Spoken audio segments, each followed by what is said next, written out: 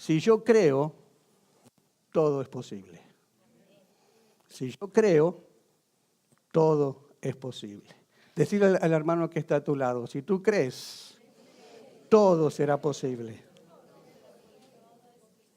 Todo será posible. Y estas son palabras que las dijo ¿quién? Son palabras que las dijo Jesús. Él lo dijo de la siguiente manera: para el que cree, todo es posible. Dijo, no algunas cosas, no las que ustedes piensen, sino cuáles. Todo es posible.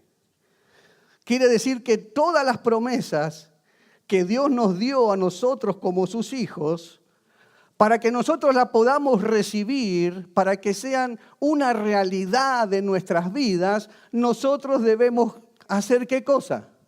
Creer en esas promesas que Dios tiene para nosotros. Creerlas aún en medio de los problemas y de las situaciones difíciles. Debemos creer que si Dios está con nosotros, Él nos dice que todo es posible. Mire cómo son las promesas de Dios y tenemos que creerlas. Mire lo que Él nos dice: cuando pases por aguas profundas, yo estaré contigo. Cuando pases por los ríos de dificultad, no te ahogarás. Cuando pases por el fuego de la opresión, no te quemarás. Las llamas no te consumirán. ¿Se dan cuenta las promesas? Dios nos promete que en medio de las situaciones difíciles, en medio de los problemas, Él estará allí ¿para qué? Para rescatarnos, para salvarnos, para librarnos. Ahora, yo no sé, esos que predican el Evangelio, que cuando usted viene a Cristo se le acabaron todos los problemas. Usted lo único que va a recibir cuando viene a Cristo va a ser bendición, prosperidad, sanidad, y olvídese de los problemas. Pero aquí vemos que Dios nos da promesas, ¿dónde? En medio de los problemas, en medio de las situaciones difíciles. Jesús dijo, en el mundo van a tener aflicción, ¿pero qué? Confíen, crean, porque yo vencí al mundo. Entonces, si nosotros estamos del lado del que venció, ¿qué miedo podemos tener? Estamos del lado del vencedor, no del lado del que perdió.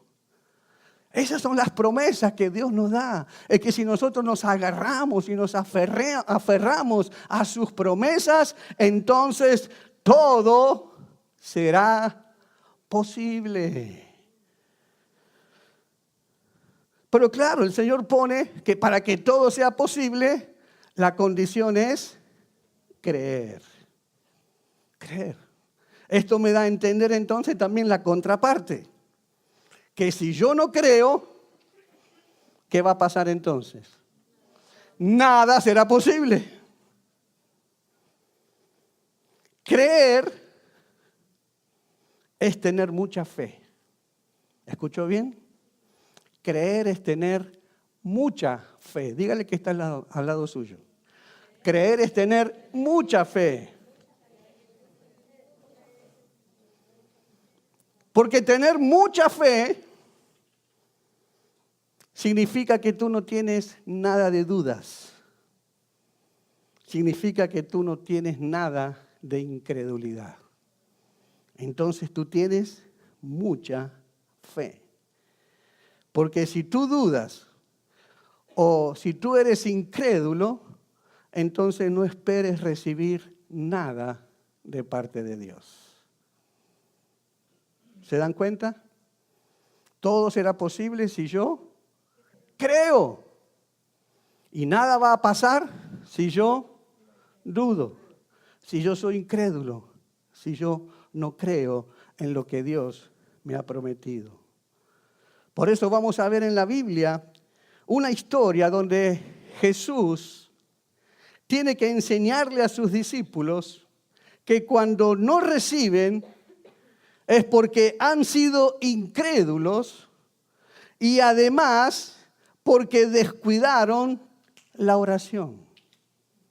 Fíjense en lo que vamos a aprender en esta historia que vamos a leer. No recibimos porque somos incrédulos y no recibimos porque no oramos. Marcos capítulo 9, versículo 14 al 29. Marcos capítulo 9, versículo 14 al 29. Dice la palabra de Dios: cuando llegó a donde estaban los discípulos, vio una gran multitud alrededor de ellos y escribas que disputaban con ellos. Y enseguida toda la gente, viéndole, se asombró y corriendo a él, le saludaron. Él les preguntó: ¿qué disputáis con ellos? Y respondiendo uno de la multitud dijo: Maestro, traje a ti mi hijo que tiene un espíritu mudo, el cual donde quiera que le toma, le sacude y echa espumarajos y cruje los dientes y se va secando. Y dije a tus discípulos que lo echasen fuera y no pudieron. Y respondiendo él les dijo: oh generación incrédula, ¿hasta cuándo he de estar con vosotros? ¿Hasta cuándo os he de soportar? Traédmelo. Y se lo trajeron. Y cuando el espíritu vio a Jesús, sacudió con violencia al muchacho, quien cayendo en tierra se revolcaba echando espumarajos. Jesús preguntó al padre: ¿cuánto tiempo hace que le sucede esto? Y él le dijo: desde niño. Y muchas veces le echan el fuego y en el agua para matarle. Pero si puedes hacer algo, ten misericordia de nosotros y ayúdanos. Jesús le dijo: si puedes creer, al que cree, todo le es posible. E inmediatamente el padre del muchacho clamó y dijo: creo, ayuda mi incredulidad. Y cuando Jesús vio que la multitud se agolpaba, reprendió al espíritu inmundo, diciéndole: espíritu mudo y sordo, yo te mando, sal de él y no entres más en él. Entonces el espíritu, clamando y sacudiéndole con violencia, salió. Y él quedó como muerto, de modo que muchos decían: está muerto. Pero Jesús, tomándole de la mano, le enderezó y se levantó. Cuando él entró en casa, sus discípulos le preguntaron aparte: ¿por qué nosotros no pudimos echarlo fuera? Y él les dijo: este género con nada puede salir sino con oración y ayuno. Yo estaba orando y el Señor me llevaba a dividir este pasaje en 3 secciones. La primera sección, el Padre con los discípulos. La segunda sección, el Padre con Jesús. Y la tercera sección, los discípulos con Jesús. Entonces, en cada sección vamos a ver una enseñanza.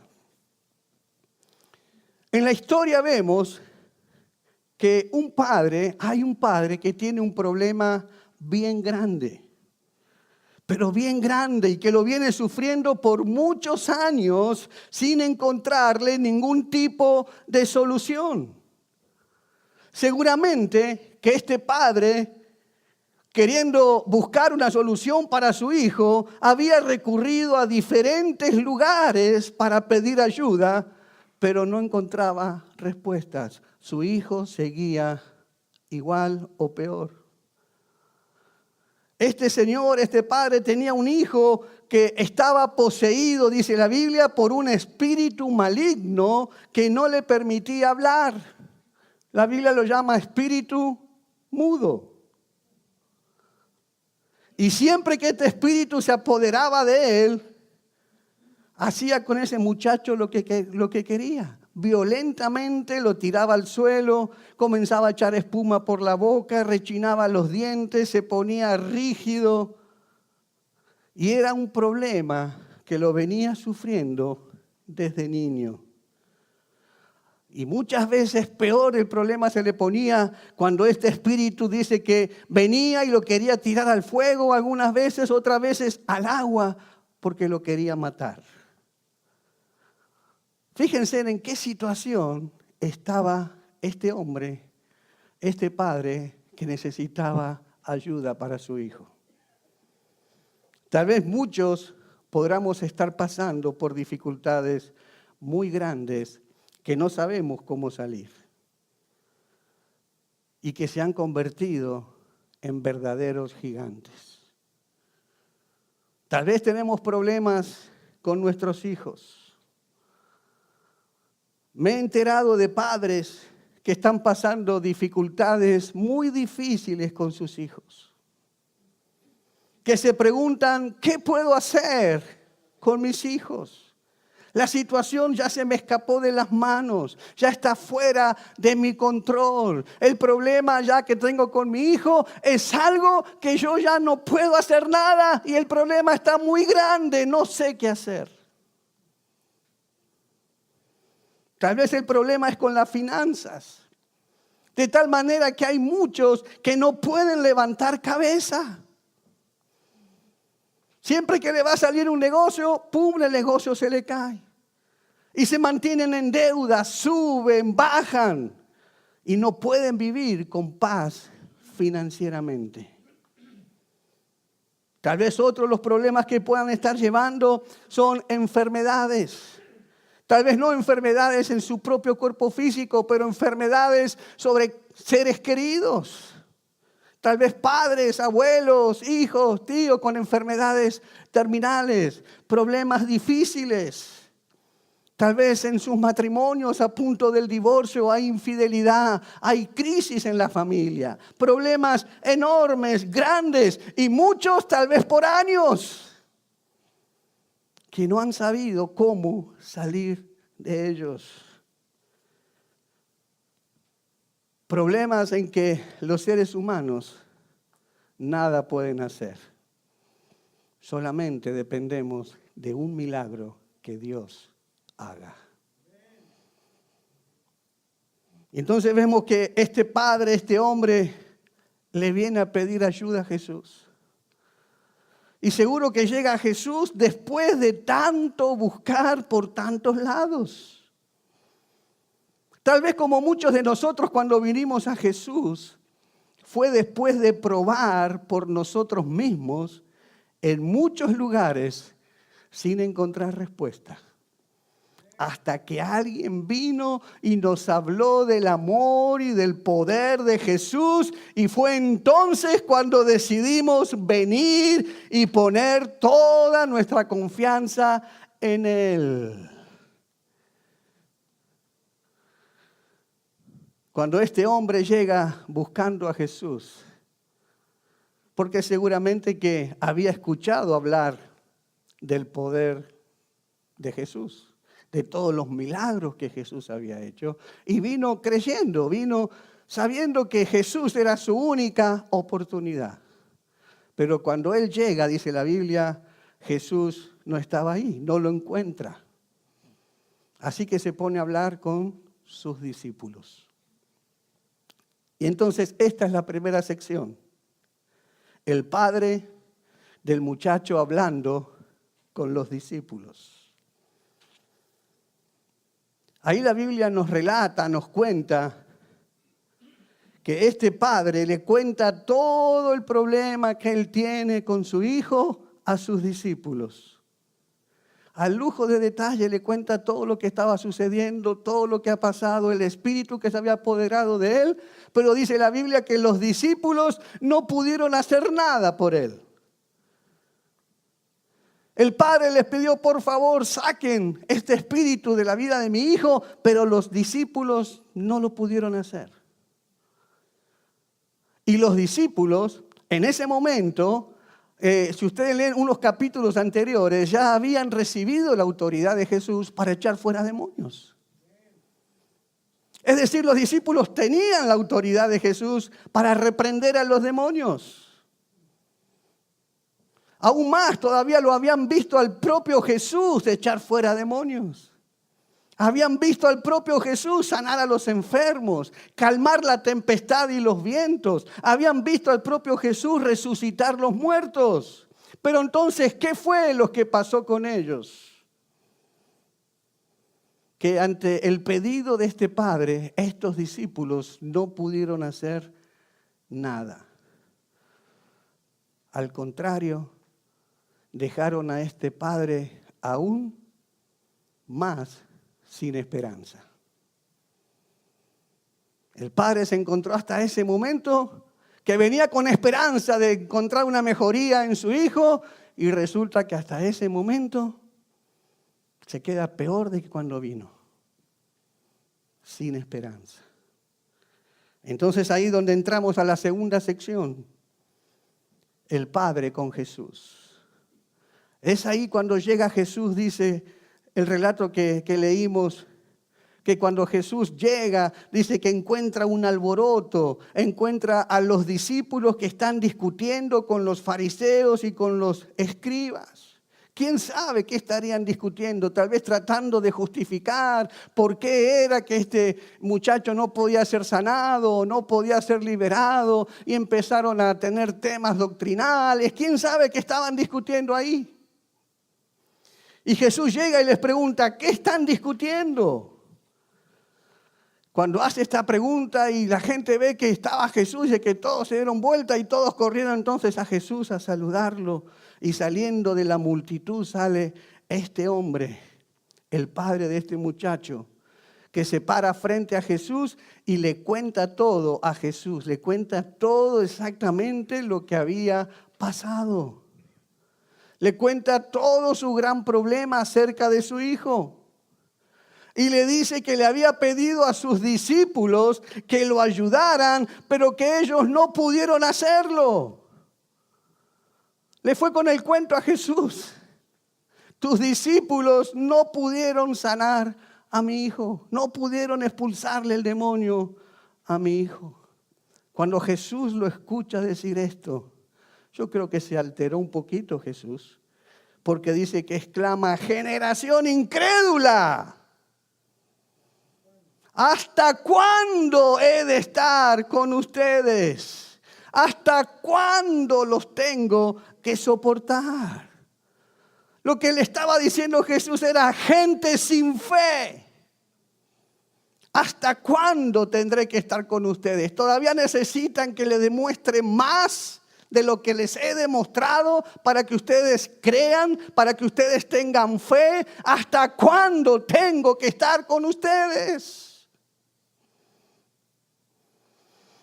Lo que Jesús está haciendo ahí es poner en evidencia que los discípulos no pudieron hacerlo. ¿Por qué? Por su incredulidad, por su falta de fe o por su poca fe. Pero entonces Jesús ahora se centra en el Padre, como dejando de costado esta situación con los discípulos. Porque Jesús no deja sin esperanza a alguien que vino creyendo que Jesús podía liberar a su hijo. No lo iba a dejar como llegó. Si el Padre vino con fe, si el Padre vino creyendo en que Él podía sanarlo, Jesús no iba a dejar que se fuera frustrado. Y esta situación es la que nos tiene que dar seguridad, que cada vez que nosotros venimos a Jesús a buscarlo creyendo, a buscarlo con fe, Él nunca nos va a defraudar. Aunque otros te hayan fallado, aunque otros te hayan desanimado, aunque otros llamándose cristianos te fallaron y no te dieron buen testimonio, aunque otros te prometieron y no cumplieron, porque Jesús es fiel, Él nunca te falla. Por eso aprendemos aquí que si alguien te falla, no te alejes de Jesús. El Padre había sido defraudado por los discípulos y dijo, todo esto es un cuento. Me voy para la casa como vine. No, ¿qué hizo el Padre? Cuando lo vio a Jesús, ¿qué hizo? No, la esperanza está ahí todavía, yo no me voy. Lo fue a buscar a Jesús. No pierdas las esperanzas, aunque todo lo demás te haya fallado, porque todavía tienes a Jesús, que Él sí te va a escuchar y no te va a defraudar. Él es fiel, Él es fiel. Cuando vio al Padre esa situación que venía, todos lo habían fallado, Jesús entonces le dijo, traigan al muchacho. Jesús, al ver la condición del muchacho, al ver el sufrimiento del muchacho, al ver el sufrimiento del Padre, Jesús le pregunta, ¿hace cuánto que están sufriendo? Imagino ver esa situación. Jesús se consternó al ver el sufrimiento de esta familia. Pregunta, ¿durante cuánto tiempo están sufriendo así? El padre le responde, desde que era niño. Y al ver este sufrimiento, Jesús le hace la pregunta del millón. ¿Tú quieres que tu hijo sea sano? Si puedes creer, le dijo Jesús, al que cree, todo es posible. El padre respondió, sí creo, Jesús. Ayúdame todavía a que pueda creer más. Y usted sabe que todo lo que Jesús necesita para hacer un milagro, para poder ayudarte, es que tú simplemente le digas, yo creo. Que tú le digas, sí, Señor, yo confío en ti. Yo sé que para ti nada es imposible. Yo sé que tú lo puedes hacer. Este padre creyó y le dijo, todavía más, le dijo, ayúdame a creer todavía más. ¡Wow! Mire esta oración. Ayúdame, Señor, a creer más todavía. Ayúdame. Entonces Jesús le contesta. Reprendió al espíritu inmundo, diciéndole, espíritu mudo y sordo, yo te mando, sal de él y no entres más en él. Entonces el espíritu, clamando y sacudiéndole con violencia, salió y él quedó como muerto, de modo que muchos decían, está muerto. Pero Jesús, tomándole de la mano, le enderezó y se levantó. Amén. Cuando vienes a Jesús con fe, tú nunca te vas defraudado. No importa dónde hayas ido, no importa si otros te han fallado, si otros te han dado falsas esperanzas. Cuando tú vienes a Jesús con fe, Él te ayuda en tu necesidad. Yo te hago una pregunta en esta noche. Si Jesús te preguntara a ti, ¿cuánto hace que estás sufriendo? Y tú le dijeras, Señor, hace tanto tiempo.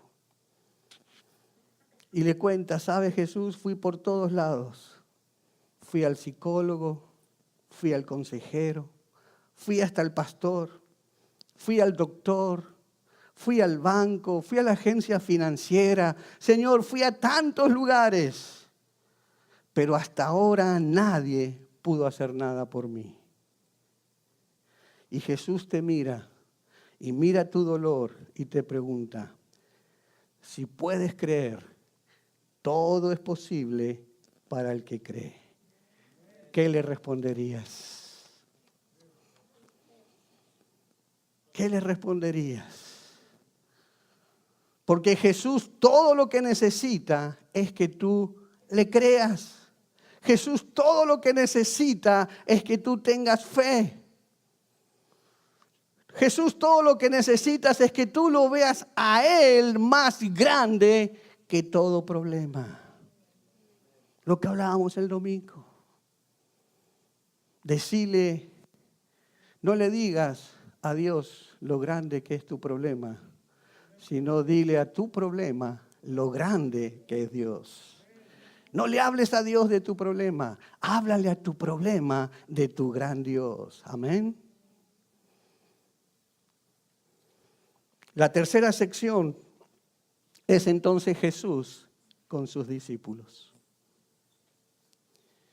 Y en esta sección quiero leerles el pasaje paralelo que se encuentra en Mateo capítulo 17, los versículos 19 y 20. Es la misma historia pero relatada por Mateo. Y en el versículo 19 dice, viniendo entonces los discípulos a Jesús aparte, imagínense la vergüenza que pasaron, que entonces en privado van y le preguntan a Jesús, ¿por qué nosotros no pudimos echarlo fuera? Jesús le dijo, por vuestra poca fe. ¿Por qué le dijo Jesús? Vuestra poca fe. Porque de cierto te digo que si tuvieras fe como un grano de mostaza, dirías a este monte, pásate de aquí allá y se pasará y nada será imposible. ¿Por qué no lo hicieron? ¿Por qué no pudieron? Jesús se lo dijo clarito. ¿Por qué? Por su poca fe. No les dijo que no tenían fe, les dijo poca fe. Porque si tuvieran fe como un grano de mostaza, le dirían al monte que se pasara de aquí para allá y el monte lo haría, porque para ustedes nada sería imposible. Imagínense ustedes, los discípulos intrigados, frustrados, vienen ahora en privado a preguntarle a Jesús, Jesús, ¿qué hicimos mal? ¿Por qué nosotros no pudimos echarlo fuera? Y Jesús simplemente le respondió, esto pasó por su poca fe. Esto pasó porque ustedes no creyeron. No me creyeron que yo les di autoridad para echar fuera demonios. Y porque no me vieron a mí más grande que ese problema. Por eso fue que ustedes no pudieron. Porque de aquí aprendemos lo siguiente. Si tú quieres un milagro de parte de Dios, nunca puedes venir a Dios con falta de fe o con incredulidad. Amén. Si tú buscas un milagro, una respuesta para tu problema de parte de Dios, tú no puedes venir a Dios dudando. ¿Será tal vez que tú lo pudieras hacer, Dios? O tal vez no lo pudieras hacer. Tú tienes que venir creyendo que para Él nada es imposible. Hebreos capítulo 11, versículo 6, dice, en realidad, sin fe es imposible agradar a Dios, ya que cualquiera que se acerca a Dios tiene que creer que Él existe y que Él recompensa a quienes lo buscan. ¿No está clarito? Y si yo sin fe no agrado a Dios, y si yo lo sé, imagínense, el diablo también lo sabe. El diablo también conoce la Biblia. Y el diablo sabe que en Hebreos 11:6 dice que sin fe es imposible agradar a Dios. Entonces, ¿tú qué crees que va a querer hacer el diablo con tu vida? Él, por supuesto, no va a querer que tú le agrades a Dios. Entonces, ¿cómo te va a atacar para que tú no agrades a Dios? Tal vez muchos pensarán, no, con tentaciones sexuales o tentaciones del vicio. No. ¿Sabes por dónde va a atacar primero? Con la duda, con la incredulidad. Va a venir a poner en tu mente, no creas, eso es muy difícil. Eso todos trataron y nadie pudo. Tú tampoco vas a poder. Él va a venir a poner duda, incredulidad, porque sabes que si tú estás con duda y con incredulidad, no puedes agradar a Dios. Te va a hacer creer que tú no puedes. Te va a hacer creer que tú no eres digno. Te va a hacer creer que Dios no te va a ayudar. Te va a hacer creer que cuando tú oras, te va a hacer creer, mira, tú oras y nunca te pasa nada. Te va a llevar a que desistas, a que te rindas. Te va a decir, no sigas perdiendo el tiempo orando, no ves que no pasa nada. ¿Cuántos años hace que estás con este problema? Y mira, igualito todo. Te llena de duda, de incredulidad. Puedes venir a la iglesia, pero vienes con duda y vienes con incredulidad. El diablo te tiene tu mente, tus pensamientos, haciéndote creer, es muy difícil para Dios. Entonces te dice, resígnate con ese problema. Si tu esposo te dejó, se alejó, te vas a quedar sola, ya resígnate. Si tienes problemas financieros, resígnate. Tú naciste para ser pobre, resígnate. Y el diablo te va a venir a tratar para que tu fe no crezca. Va a venir a pelear y a combatir tu fe. Porque si quieres un milagro de parte de Dios, dice que no puedes venir sin fe, pero también leímos que no puedes venir con poca fe. Dios quiere ¿cuánta fe? Mucha. No puedes venir con poca fe. Poca fe es cuando se empieza con mucha fe, pero que con el tiempo se va disminuyendo.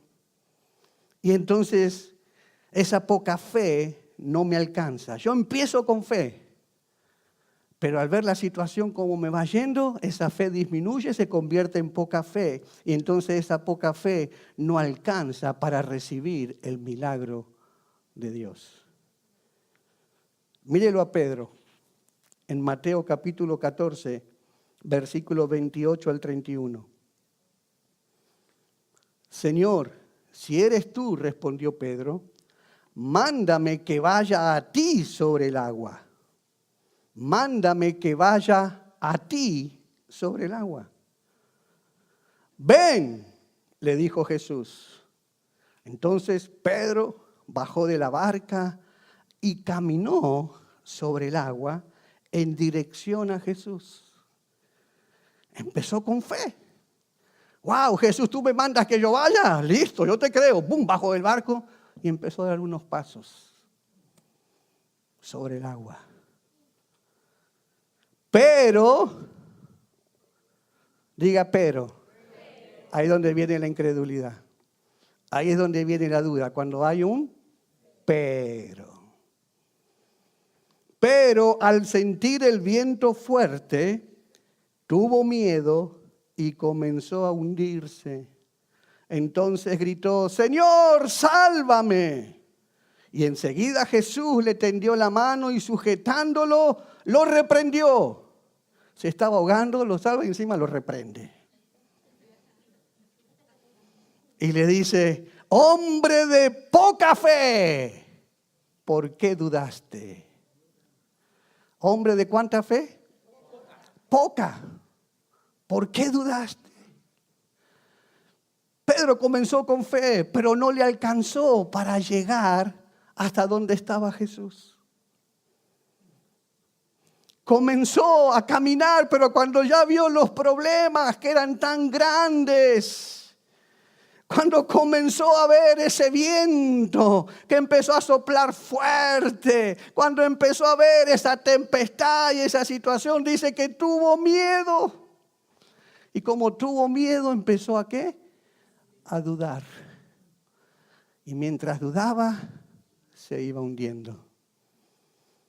No pudo llegar. Su poca fe no lo dejó llegar hasta donde estaba Jesús. Así pasa con nosotros muchas veces. Cuando oramos y la respuesta de Dios se tarda. Empezamos creyendo, salimos de aquí ahora y todos los problemas que tenemos, vamos y se lo ponemos en las manos del Señor. Señor, yo creo, escuché tu palabra, yo tengo fe que para el que cree todo es posible y salimos. Y cuando vemos que todavía llega el lunes, martes, miércoles, jueves, todavía estamos con el mismo problema, todavía estamos con la misma situación. Porque todavía no es en el tiempo nuestro la respuesta, sino que es en el tiempo de Dios. Entonces vemos que las olas se van levantando, los problemas se van levantando. Entonces nos empezamos a llenar de miedo. Entonces comenzamos a dudar, comenzamos a perder la fe. Y entonces perdemos también el milagro. Y nos resignamos. Y terminamos de creer, terminamos de pedir, terminamos de luchar porque decimos, perdimos. Esto no fue para mí. Tal vez Dios escucha a otros. Tal vez Dios sí le contesta la oración a otros. Pero a mí, mira cuánto tiempo. Y ves que la tempestad empieza a soplar el viento tan duro y tú dices, sí, mira, y estoy pidiendo y voy a la iglesia y trato de hacer las cosas bien y quiero servir más al Señor, pero están los vientos muy fuertes. Te da miedo, te rindes, te hundes y no puedes conseguir el milagro de parte de Dios. Porque la voluntad de Dios es que tu fe sea grande. Es que sea grande. Mira, cuando usted estudia los evangelios, siempre vemos que cuando Jesús hizo un milagro, ¿por qué Él los hizo? Porque siempre que Él hizo un milagro, encontró fe para poder hacer el milagro. Siempre que Jesús hizo el milagro, elogió la fe de la persona a quien le hizo el milagro. Habló siempre bien de la persona, le decía, tu fe te ha sanado. Hágase de acuerdo a tu fe. Elogiaba a la persona por la fe que tenía. Y por eso Jesús podía hacer el milagro. Pero nunca leemos que Jesús haya dicho, aunque no tengas fe, aunque tú no creas, de todas maneras yo te voy a hacer el milagro. No encontramos eso en ninguna parte de la Biblia. Siempre Dios estaba esperando primero fe para entonces Él poder actuar. ¿Se acuerdan de la viuda de Sarepta ya? Cuando el profeta Elías, que no tenía nada de comer, y la viuda, ya había una gran sequía, una gran hambruna en el territorio, y solamente dice que le quedaba un poquito de aceite y un poquito de harina para cocinarlo, y era lo último que tenía para que ella y su hijo lo comieran, y después de ahí esperar a morir, porque ya no había más nada. Y llega Elías y le dice a esta mujer, que dame de comer. Y la viuda le dice, es que no tengo nada para darte, solamente me queda este poquito de harina, este poquito de aceite para cocinarlo, darle a mi hijo, comer yo y después echarnos a morir. Y ante esta situación Elías le dice, dámelo a mí. ¡Wow! Ahí va a pasar un milagro. Pero la viuda, ¿qué tenía que hacer? creerle, obedecer. Era un hombre de Dios que venía a decirle eso. Era reconocida como un profeta de Dios. Era reconocido como que Dios había dado la autoridad y le estaba diciendo, dame eso a mí, entrégamelo. Y no te preocupes. En el raciocinio humano, ¿qué hubiera hecho usted? ¿Estás loco?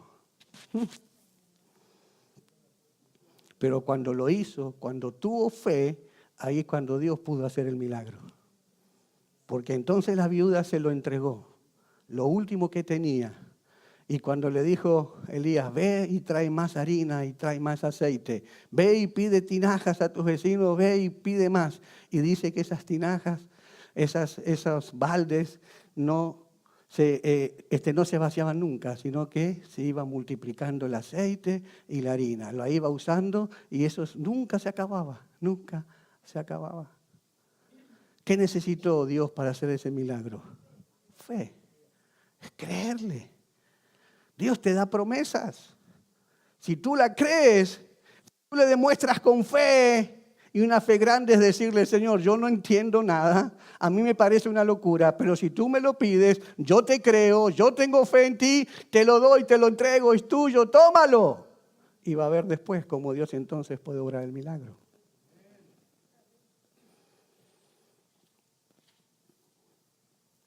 Siempre Jesús actuó por la fe. En muchos versículos tengo algunos que les puedo citar, donde dice Marcos 2:5, al ver Jesús la fe de ellos, sanó al paralítico.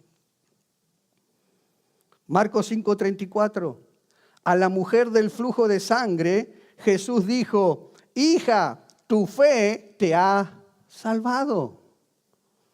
Marcos 5:36, a Jairo, Jesús le dijo, no temas, cree solamente. Marcos 10:52, Jesús le dice al ciego Bartimeo, vete, tu fe te ha sanado. Mateo 8:10, Jesús le dijo al centurión, Jesús habló del centurión y le dijo a sus discípulos, les aseguro que no he encontrado en Israel a nadie que tenga tanta fe. Dios quiere que tengamos no poca fe, sino mucha fe. Que le creamos totalmente a Él. ¿Qué es la fe? Hebreos 11:1 lo dice.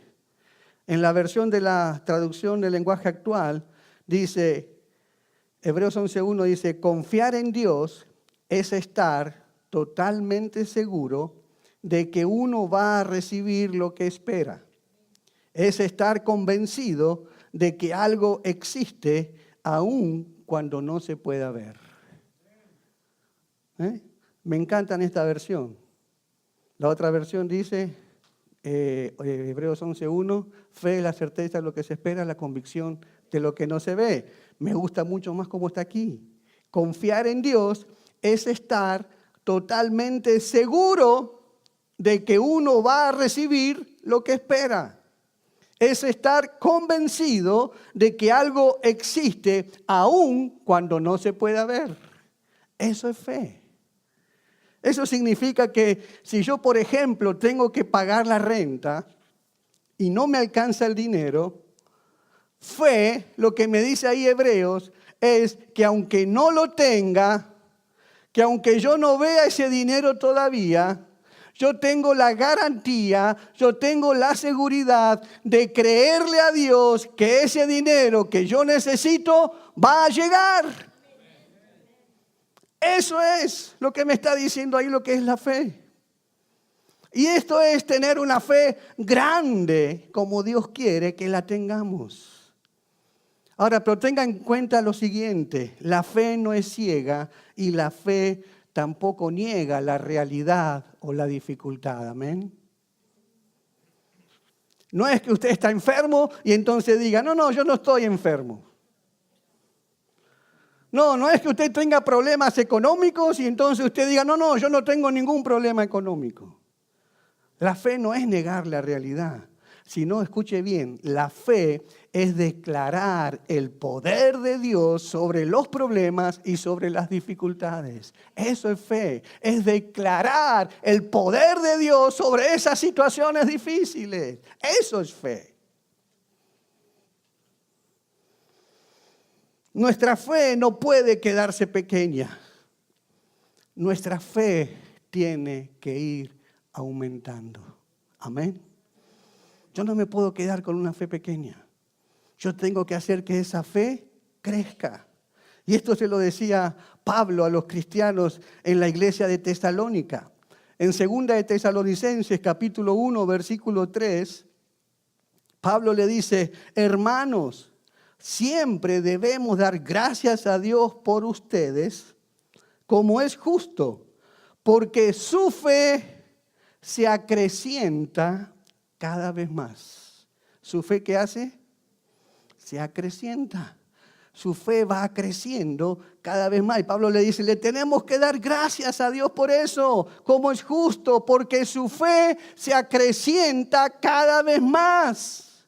Y en cada uno de ustedes sigue abundando el amor hacia los otros. Tu fe tiene que crecer. Por eso que Jesús le enseña a sus discípulos ahí que si tuvieran fe como un grano de mostaza, les aseguro que si tienen fe tan pequeña como un grano de mostaza, podrán decirle a esta montaña, trasládate de aquí para allá, y se trasladará, y para ustedes nada será imposible. Fíjense en esto. Primero Jesús le dice que no pudieron expulsar a esos demonios. ¿Por qué? Porque tenían ¿qué? Porque tenían poca fe. ¿Sí o no? ¿No dice eso? Ahora les dice que si tienen fe tan pequeña como el grano de mostaza, entonces lo harían. ¿En qué quedamos al final, Jesús? ¿Se dan cuenta? ¿Se puede conseguir el milagro con poca fe o con una fe pequeña? No. Lo que pasa es que este texto por años en el ambiente evangélico ha sido mal interpretado. Porque siempre hemos dicho, no importa que tú no tengas mucha fe, basta que tengas fe como del grano de chiquito de mostaza. Con una fe tan chiquita así ya es suficiente. ¿No lo escuchamos eso por tantos años? Pero no es lo que Jesús está diciendo. Jesús está diciendo, no está diciendo una fe pequeña de un grano de mostaza.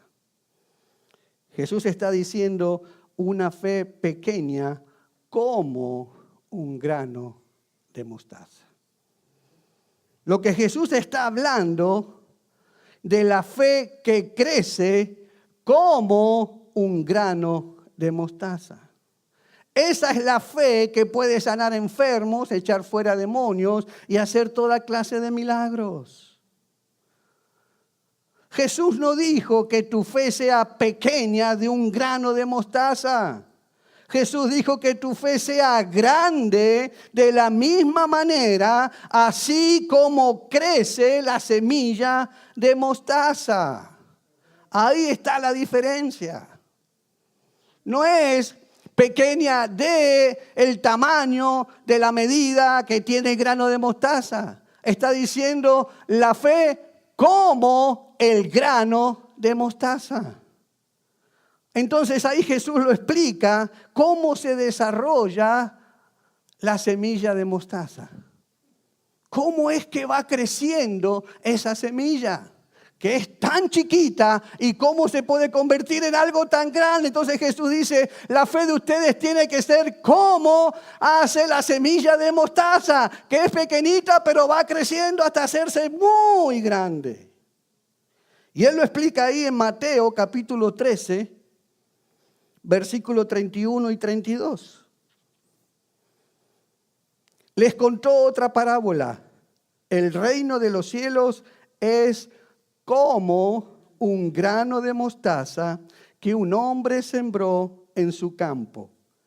Aunque es la más pequeña de todas las semillas, cuando crece es la más grande de las hortalizas y se convierte en árbol, de modo que vienen las aves y andan y anidan en sus ramas.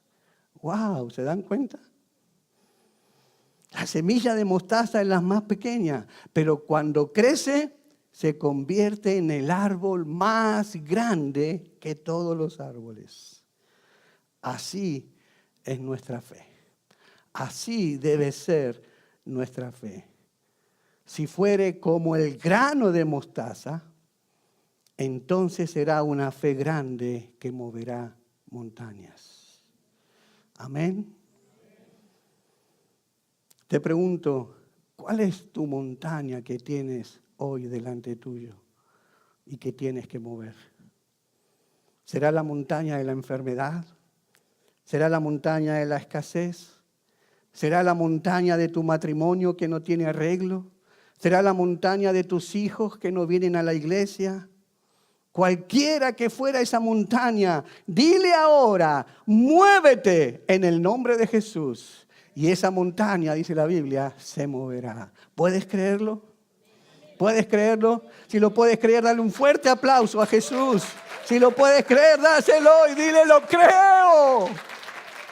Lo creo.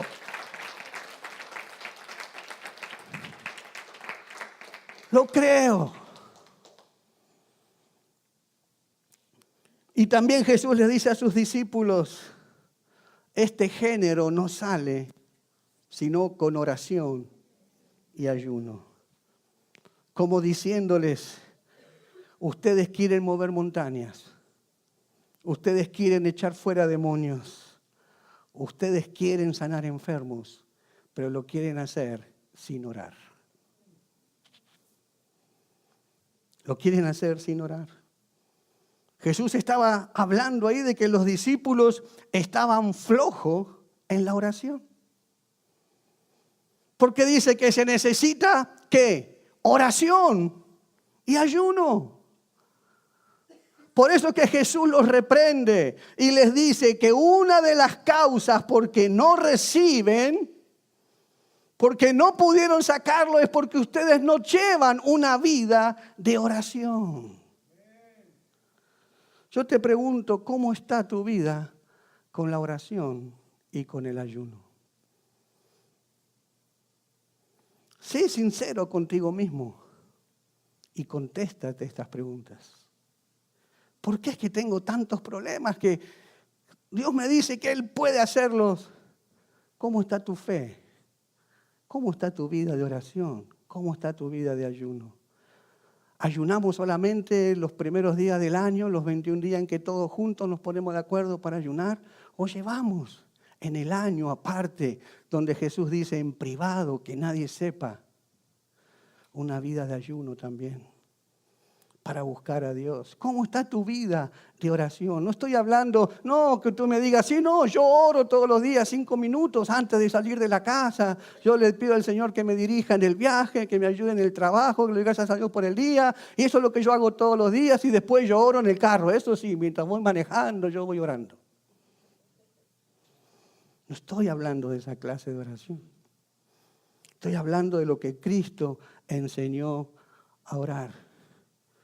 Cuando tú ores, no hagas como los hipócritas, que a ellos les gusta orar en público, que todos lo vean.